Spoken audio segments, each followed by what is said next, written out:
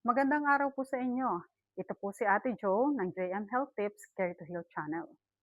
Masakit po ba ang talampakan ninyo? Nagising po kayo, hindi niyo maitapak ang inyong paa, napakasakit. Baka po hindi ito simpleng sakit lang ng paa. Alam niyo po, isa sa mga common na dahilan ng pagsakit ng paa ay ang maling sapatos. Opo, tama po ang narinig ninyo, maling sapatos. Kadalasan po, ang mga sapatos na kulang na sa suporta, dahil po sa luma na, wala na siyang cushion, wala na po siyang, yung sole po niya, matigas na. Kadalasan po 'yan, nagiging cause po 'yan ng, problema sa inyong talampakan. Kaya hangga't maaari po, kinakailangan siguraduhin po natin na kapagka pudpud na po ang sapatos, papalitan po natin yung sapatos o kaya po meron po kayong mga mabibili na puwedeng ilagay sa loob kagaya po ng mga doctor shoes o yung mga support po sa loob ng sapatos na mabibili ninyo sa mga, over the counter. O kaya sa mga butika po meron po 'yan o kaya yung mga pupunta po kayo sa mga kagaya po mga department store, meron po 'yan, makakabili po kayo ng mga, support po para sa loob ng sapatos. Ngayon, ano po ba ang napaka-common na sakit ng paa kapagka meron kayong mga problema sa sapatos? Ang pinaka-common po na sakit ng paa ay tinatawag nilang, plantar fascia. Ano po ba ang plantar fascia? Ang plantar fascia po, ito po yung tissue na sumusuporta sa ilalim ng paa. Ito po yung pagka tumapak po kayo sa flooring, ito po yung mga, laman-laman na nasa ilalim ng inyong paa.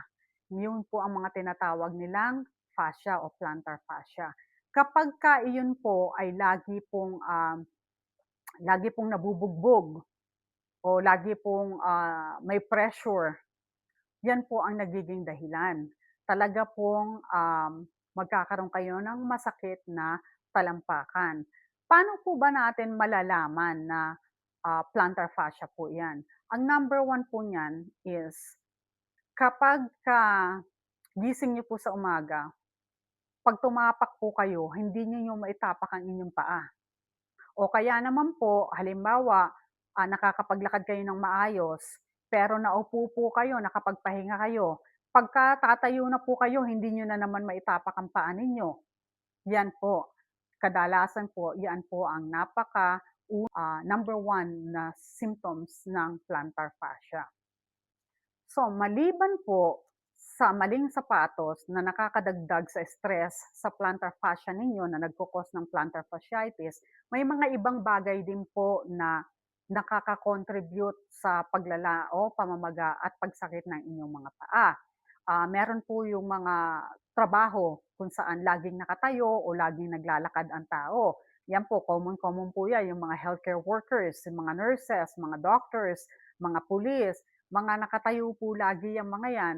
So, kung meron pa po akong hindi nabanggit, wag po kayong magdaramdam. Ngayon po, yung mga talagang tumatakbo o naglalakad ng malayo at lagi pong nakatayo, kadalasan po yan ang mga nasa risk ng pagkakaroon ng plantar fascia.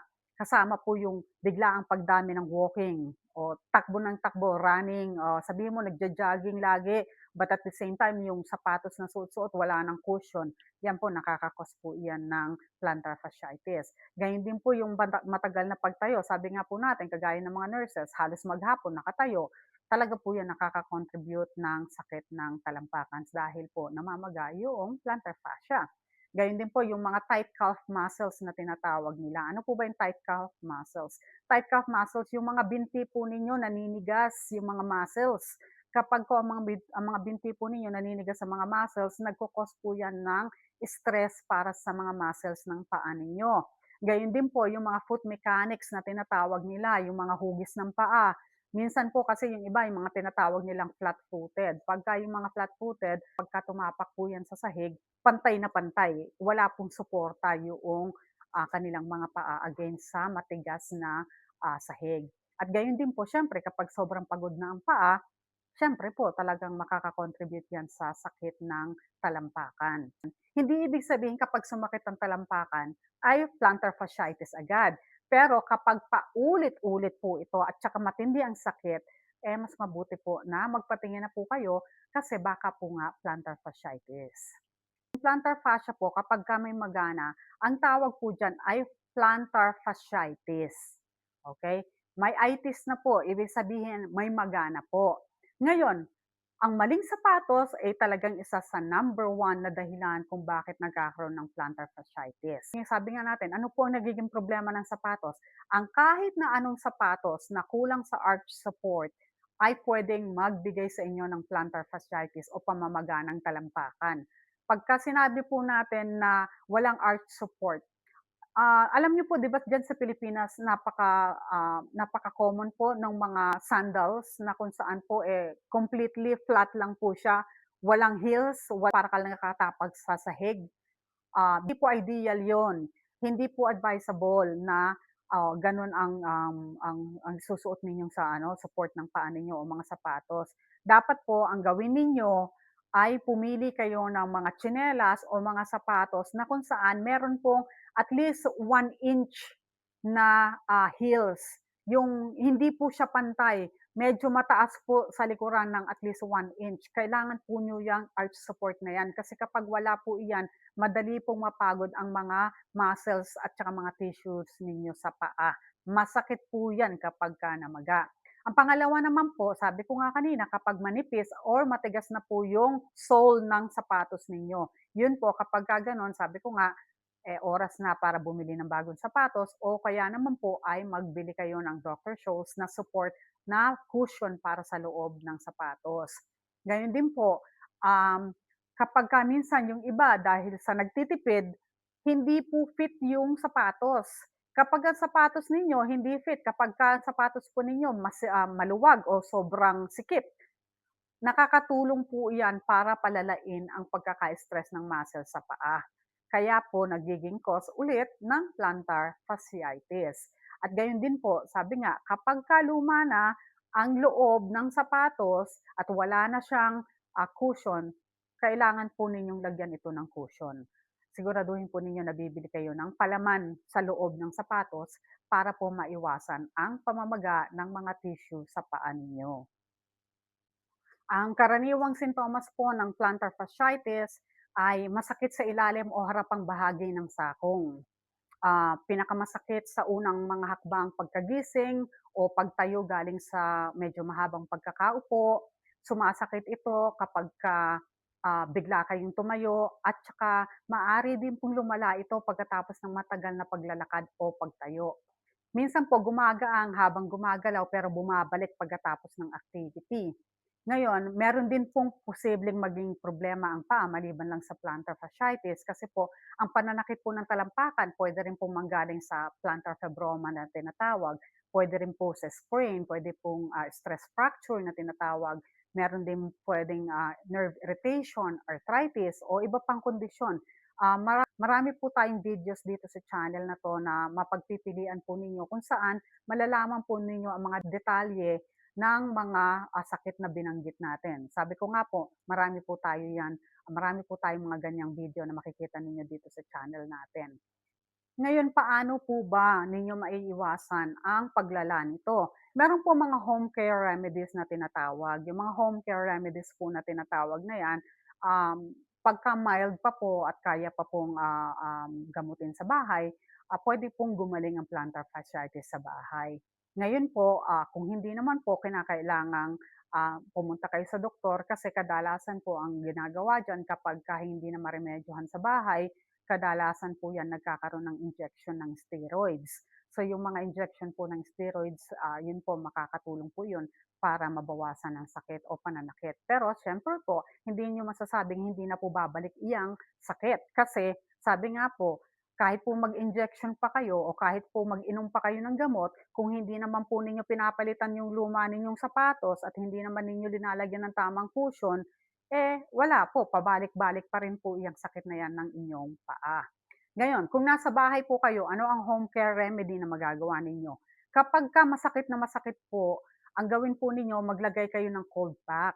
Ilagay po ninyo sa masakit na parte ng paa ninyo yung cold pack ng mga 10 hanggang 15 minuto. Siguraduhin po ninyo na, gagawin po ninyo 'yan, tuwing nararamdaman ninyo yung sakit. At isa pa po na sinasabi natin, magpalit ng sapatos. Palitan po ninyo ang sapatos. Alam niyo po ba gandang, experience ng inyong mga paa kung ang sapatos ninyo, at least dalawa sa mga pantrabaho ninyo. Kagaya po ng halimbawa, ang Monday suot ninyo ibang sapatos, Tuesday ang suot ninyo ibang sapatos, a-alternate po ninyo yung mga sapatos ninyo para magkaroon po ng chance yung sapatos na magkaroon po ng, pagtaas ng cushion para po yung malambot sa talampakan magtataas po siya, magre-recoil po siya. Kaya dapat po talaga mag-alternate po kayo, dalawa ang sapatos ninyong pagtrabaho. Gayon din po, isa pa po maliban sa cold pack, maganda rin pong magamit ninyo kung minsan kasi po yung iba minsan 'pag cold pack tapos malamig na nga sa lugar, magco-cold pack pa, ayaw po nila 'yon. Kaya mas maganda rin po kung, ayaw naman po ninyo ng cold pack, puwede rin po yung, tinatawag nilang, warm pack. Yung warm pack po, puwede po kayong maglagay ng mainit na tubig sa bote na puwede ninyong i-reseal uli. Yung mga resealable po na bote kagaya po ng bote ng Tanduay na puwede ninyong takpan ulit. 'Pag linagyan niyo po ng tubig na mainit yon, ramdam niyo po yoon, yung mainit na yon. Yun po ilagay po ninyo sa apektadong lugar o kaya po tapakan po ninyo yon na kung saan po mapapagulong-gulong niyo yung para pong ito po yung bote halimbawa ito yung paa ninyo 'no, pinapagulong-gulong po niyo yung paa niyo doon para po nama-massage yung paa ninyo at the same time nai-improve po yung blood circulation at saka nababawasan po yung pamamaga. Kaya cold pack or warm pack po or sabihing maganda po 'yan makatulong para sa circulation at makabawas ng, sakit ng paa. Gayon din po yung mga tinatawag nating gentle stretching. Yung gentle stretching naman po, yun po yung paa po ninyo halimbawa ito po yung paa ninyo tapos ito yung mga daliri ano, unti-unti po ninyo yan na ni-stretch niyo na ganyan, i-stretch-stretch po niyo. Kasi po yung mga tendons at saka yung mga muscles po, yung mga tissue nahihila paunti-unti para po kayong nama-massage. Gayon din po yung mga running shoes na tinatawag nila. Medyo mahal po pero makakatulong po iyan para po mabawasan yung sakit ng inyong mga paa. Gayon din po, isa pa po, ipahinga po ninyo yung paa ninyo. Kasi ibig sabihin po kapagka sinusumpong po kayo ng mga ganyang plantar fasciitis, ibig po sabihin overuse ang mga legs at saka ang talampakan ninyo. Kaya po kapagka napagod po ang mga paa at ang mga muscles, yan po namamaga sila, bigyan niyo po ng panahon na maka-recover yung mga muscles ninyo. Kasi kapagka hindi niyo po binigyan ng time na maka-recover yung mga muscles ninyo, patuloy po ang sakit niyan at mas lalala at mas lalala. Maniwala po kayong masakit kasi nasubukan ko 'yan. Gayon din po, dahan-dahan po kayong bumalik sa activity ninyo. Huwag po ninyong biglain yung sarili ninyo.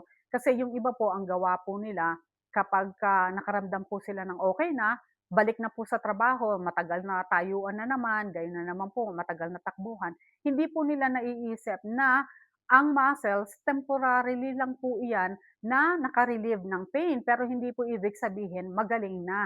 Magte-take po 'yan ng weeks. In fact, sa akin po, yung paa ko po nung nagkaroon ako ng, sakit ng ganyan na plantar fasciitis, inabot po ako ng 3 months na, talagang, pinapahinga ko yung paa ko. Ang ginagawa ko po, ina-alternate ko 'pag nakatayo po ako, minsan po yung weight ko sa isang paa, pagkatapos after few minutes sa kabilang paa naman po. So ina-alternate ko po yung pressure ng paa ko. Sinisigurado ko po na yung weight ko is naba-balance ko magkabila.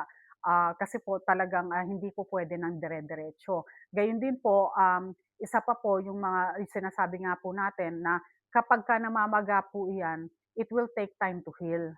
Maliban po sa gamot na iniinom ninyo, kinakailangan po ninyo ng patuloy na i-improve ang circulation ng, paa ninyo, kagaya po ng paggamit nga ng warm pack at gayon din po para po sa pain, ang paggamit naman ng cold pack. Kailangan ninyong pagtuunan ng pansin, 'wag po ninyong pabayaang lumala ng lumala ang inyong sakit sa mga talampakan. Kasi po mahirap po 'yan. Tandaan po natin ang paa natin, isang pares lang po 'yan at mahirap palitan. Marami po tayong, puwedeng i-share na mga healthcare tips, guides.